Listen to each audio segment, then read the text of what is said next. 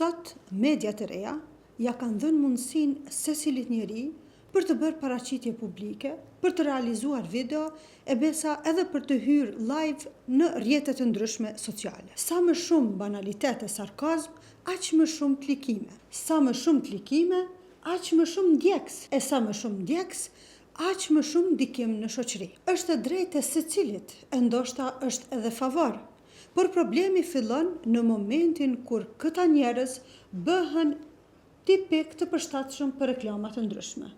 Problemi ngritet në 4 orë, kur nga këta njerëz bëhen promovime ose reklama për produkte të ndryshme që kanë të bëjnë me shëndetin e njerëzve. Produkte për të cilat nuk kanë as informacion, as ekspertizë e besa nuk i lidh asgjë profesionale me këto produkte. Njeriu i cili sprovohet me smundje të ndryshme, njeriu nevojli që themi ne si popull.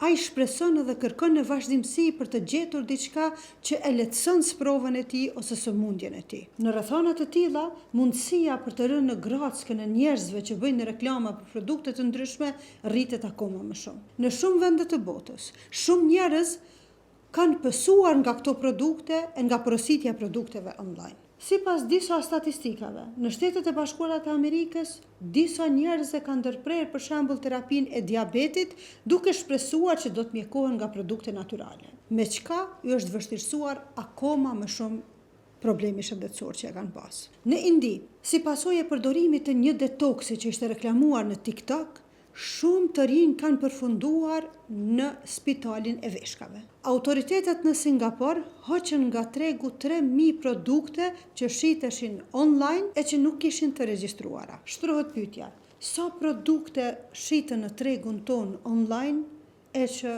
as nuk dihet çfarë përmbajtje kanë e nga kush e pse po shiten. Nuk jemi kundër askujt që bën paraqitje publike, që poston video, që hyn live në rrjete të ndryshme sociale. Ne jemi kundër atyre që në forma të ndryshme mundohen të i mashtrojnë qytetarët.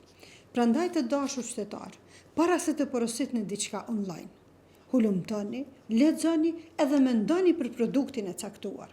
Shëndeti është amanet, e amaneti nuk i besohet çdo